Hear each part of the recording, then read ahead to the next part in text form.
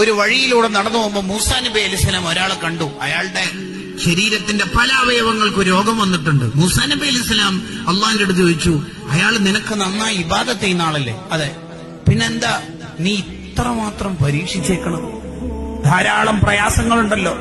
മൂസാ നബി അലൈഹിസ്സലാമിനോട് അള്ളാഹ് പറഞ്ഞെന്താ? പറഞ്ഞൊക്കെ ശരി തന്നെയാണ്, പക്ഷെ അയാള് സ്വർഗത്തിലെ വലിയ സ്ഥാനം ദറജ എന്നോട് ചോദിച്ചു. അതിന് മാത്രം മൂപ്പർക്ക് ഒന്നുമില്ല കാര്യമായിട്ട്. അപ്പോൾ പിന്നെ ആ ചോദിച്ചത് ഏതായാലും കൊടുക്കണല്ലോ, പാവല്ലേ. അപ്പൊ പിന്നെ വലിയ സ്ഥാനം കൊടുക്കാൻ ഞാൻ മരണത്തിന്റെ തൊട്ടുമുമ്പുള്ള കുറച്ച് ദിവസം ഒരു അസുഖം കൊടുത്തു. അതൊന്ന് ക്ഷമിച്ചിട്ട് മുമ്പ് അതിലേക്ക് എത്തും. അപ്പൊ പിന്നെ നമുക്ക് ആ സ്ഥാനം കൊടുക്കുന്നതിന് പ്രശ്നം. അങ്ങനെ കടകള് ഒരു ദിവസം പനി ബാധിച്ചാൽ ഒരു കൊല്ലത്തെ ദോഷം പൊറുക്കുന്ന മതം നമ്മളെ മതം. കാലിന് മുള്ളു തറച്ചാൽ ക്യാൻസറും ട്യൂമറും വരണമെന്നൊന്നുമില്ല.